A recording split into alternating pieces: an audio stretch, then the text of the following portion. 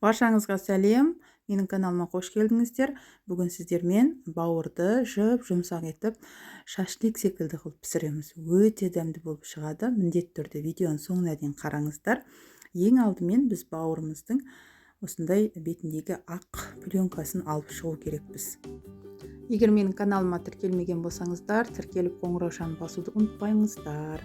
Алдағы уақытта көптеген сіздерге пайдалы кеңестер, лайфхактар және де жаңа ерекше тағамдардың рецепті шығатын болады.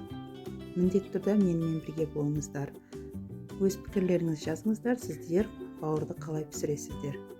Мүмкін сіздер басқа әдісін білетін шығарсыздар, комментарийға жазыңыздар.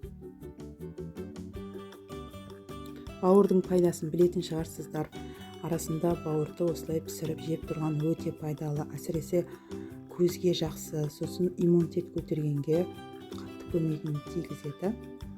Міне осылай ірілеу етіп турап аламыз.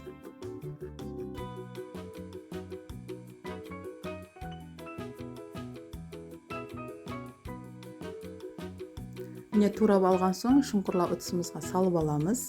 Ең маңызды құпиялардың бірі осы жерде біз бауырға ас содасын қосамыз.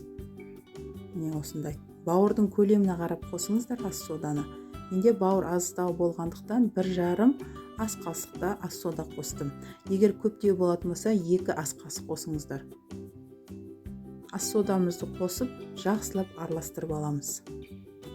Ас соданы жақсылап араластырып аламыз да 20 минутқа қалдырамыз. 20 минуттан кейін жақсылап 4-5 рет мұздай суға шайыңыздар. Міндетті түрде 4-5 қайтара шаю керек. Сол кезде ас соданың ешқандай зияны, ешқандай несі қалмайды. Дәмі де, иісі де қалмайды. Бауырды жақсылап тұздап аламыз. Қара бұрыш қолдансаңыздар да болады. Сосын тұздап алған соң осылай мен біртіндеп ұнға үстіп аударып шықтым. Негізі ыдысқа салып, онды бірден салып араластыруға да болады. Ол кезде сіздер 3 қасықтай ұн қолданасыздар. Мен осылай біртіндеп аударып шыққанды жөн көрдім. Себебі бауыр кішкене су болып тұрғандықтан. Қанша неғылсам да ол суы кете қоймайды. Барлығын ұнға аударып болған соң енді қызып тұрған табамызға пісте майды құямыз. Пісте май көп қажет емес, осындай табаның түбінде ғана болса жеткілікті.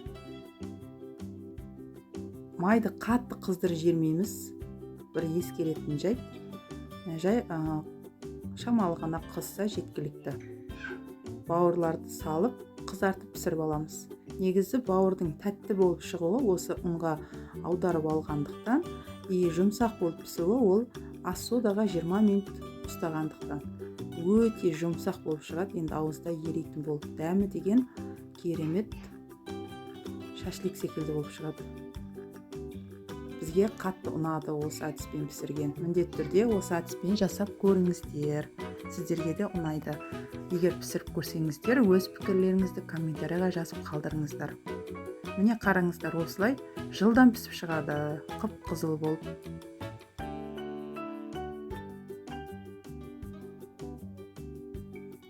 Иісі деген тәбет ашатындай болып жатыр. Қазір сіздерге көрсетейін, міне қараңыздар, қып-қызыл болып, керемет болып шығып жатыр.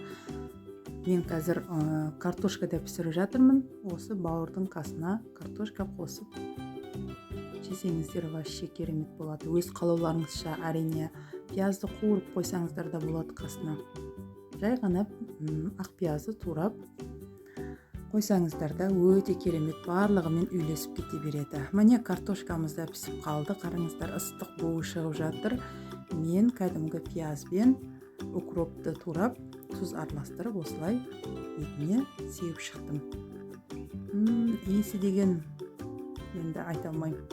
Өздеріңіз жасап көріңіздер бір.